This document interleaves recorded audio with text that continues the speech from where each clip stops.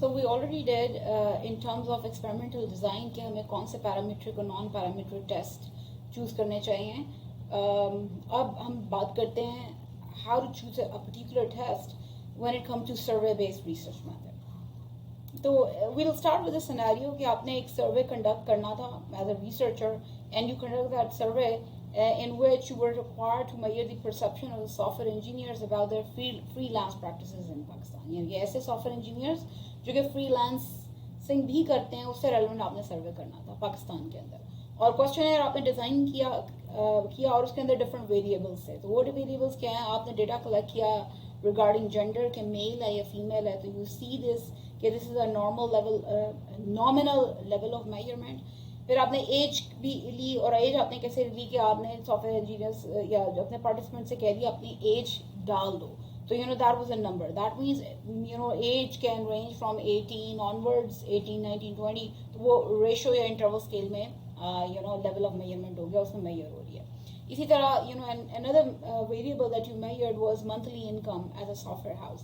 और आपने वो कैप्चर करने के लिए आपने अपना एक ऑर्डिनल स्केल बनाया जिसके अंदर it is ranking order में है कि less than 1 lakh है, ये 1 lakh से 3 lakh के दरमियान है या greater than 3 lakh है. तो 1, 2, 3. तो ये ऑर्डिनल लेवल ऑफ मेजरमेंट के ऊपर आपने मंथली इनकम जो है ना आपने जो सॉफ्टवेयर हाउस की मंथली इनकम थी वो आपने मेजर कर ली. इसी तरह another thing that you measured was number of gigs done in a year. एक साल के अंदर सॉफ्टवेयर इंजीनियर्स ने कितने गिग्स लिए हैं, कितने उसने फ्रीलांस मार्केट में जो है ना काम उठाए हैं. और वो आपने उसे कह दिया कि आप वो न्यूमेरिकल वैल्यू ही डालें. यानी कि अगर उसे एक पूरे साल में से 2 दफ़ा काम किया तो he should be put in 2. और या फिर उसे 10 उसे प्रोजेक्ट्स करके दिए हैं या 10 काम करके दिए हैं फ्रीलांस इकोनॉमी में तो वो 10 डालेगा. That means this is an ratio interval scale level of measurement for this variable होगी. तो दी हाइपोथेसिस जो आपने पुट अप किए for this survey they were number 1 कि you wanted to know, you had a theory कि जो number of male और female जो पार्टिसिपेट कर रही होंगी फ्रीलांसर में उनकी इक्वल डिस्ट्रीब्यूशन होनी चाहिए.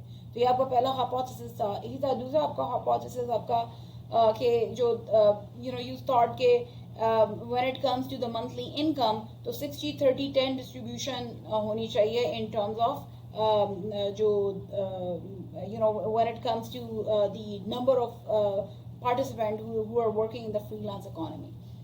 इसी तरह जो आपका थर्ड हाइपोथेसिस था that is कि gender will have an association with the monthly income at the software house. कि gender का की monthly income के साथ कोई maybe there is a link, maybe they are related. जो चौथा आपका hypothesis था you hypothesize that the female participant they might be doing more gigs in a year compared to males. क्योंकि you were thinking since they have more time at home और तो वो जो है ना वो ज़्यादा gigs कर रही होंगी. And H5 you hypothesize कि participants whose monthly income is more will be taking less gigs in a year. तो आपने hypothesis develop कर लिया. Now let's have a look against these hypotheses. Regarding the data as well, आप कौन सा वाला test लगाओगे, parametric and also non-parametric. तो number 1 हमारे पास पहला hypothesis था it's about कि no an equal distribution of male and female. तो हमारे पास जो variable है वो एक ही है, that is gender. तो हम in this case binomial test लगाएंगे to see कि हमारी जो hypothetical distribution है which is 50-50 क्या जो हमारा data आया है while conducting this survey उससे मैप करती है या नहीं करती. इस तरह जो दूसरा हमारा hypothesis था that was there should be a 60-30-10 distribution as per monthly income freelance economy. तो in this case हमारे पास जो hypothesized distribution है for these 3 different कहते हैं एक ही वेरिएबल की 3 different categories that is 60-30-10. तो over here we'll be using chi-square goodness of fit test कि हम देखेंगे कि हमने जो सर्वे में से हमें जो distribution I frequency distribution I against the monthly income क्या वो 60-30-10 है या नहीं है. इसी तरह जो हमारा अगला वाला हाइपोथेसिस था that was the gender will have an association with the monthly income at a software house. अब यहाँ देखें यहाँ पर हमारे पास 2 वेरिएबल्स हैं. पहले 2 हाइपोथेसिस में तो एक सिंगल वेरिएबल था. Now we have two variables. अब देखें, in this case we are trying to find an association, right. और उसके अंदर ये जो जेंडर है, इसके दो ही आउटकम है. So it's a डायकोटोमस in nature. लेकिन हमारे पास जो ये वाला वेरिएबल है, it is ordinal in nature. So we'll be using chi-square test of independence to see कि कोई association है between the monthly income and the gender. इसी तरह जो हमारे पास AH4 था, our process आगे, now again we have two variables which is gender and then number of gigs. हमारे पास gender जो है that is nominal अगर देखा जाए, although it is dichotomous, लेकिन categories हैं. और number of gigs done in a year that is numerical value. ठीक है, तो दैट मीन्स हम और वी जो हम लोगों ने इसकी डिस्ट्रीब्यूशन निकाली वाया शपीरो-बिल टेस्ट या फिर वाया क्यू प्लॉट या हिस्टोग्राम्स, देखा कि it was the data was normally distributed when it comes to number of gigs done in a year. जो भी जितना भी आपने सैंपल इकट्ठा किया था उसकी नॉर्मल डिस्ट्रीब्यूशन आ रही थी. तो सी सिंस इट्स टू वेरिएबल्स हैं और ये इट्स अ इंटरवल या रेशो और उसकी डिस्ट्रीब्यूशन भी आपकी it's a normally distributed data. तो यू डिड टी टेस्ट क्योंकि दो आपके पास ग्रुप्स हैं, मेल हैं और फीमेल हैं. इंडिपेंडेंट सैंपल टी टेस्ट आपने इसके ऊपर लगाया. अच्छा, फोर्थ जो आपका हाइपोथेसिस था that was about the participants whose monthly income is more will be taking less gigs in a year. See this, यहाँ पे monthly income at a software house it's ordinal, या in other words आप कह सकते हैं कि ये it has three groups, एक ग्रुप A, ग्रुप दूसरा और ग्रुप तीसरा.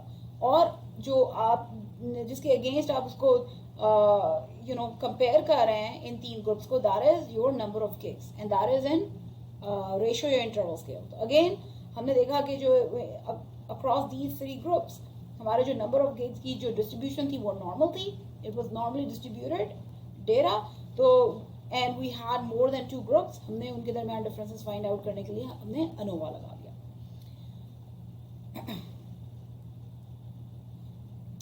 Alright, on the other hand अगर यही हमारे पास H4 और H5 के अंदर हमारी जो डिस्ट्रीब्यूशन है वो नॉट नॉर्मल होती, यानी कि when it comes to gender और monthly income when it comes to gender and number of gigs done a year, उसमें नॉन नॉर्मल डिस्ट्रीब्यूशन होती है, यानी कि बेल कर्व ना मिलती. तो then you were supposed to use man with TU test instead of T test. क्यों? क्योंकि जो number of gigs done in a year for male and female में सिर्फ दो ही ग्रुप्स हैं, लेकिन वो नॉर्मली डिस्ट्रीब्यूटेड नहीं है. ऑन दी अदर हैंड अगर आपका H5 के अंदर जो monthly income is more will be taking the participant whose monthly income is more will be taking less gigs in a year. तो monthly income और number of gigs done in a year में आप देखें कि across these three groups आपकी जो distribution है for number of gigs that is not normal. तो फिर आप ANOVA की बजाय Kruskal-Wallis test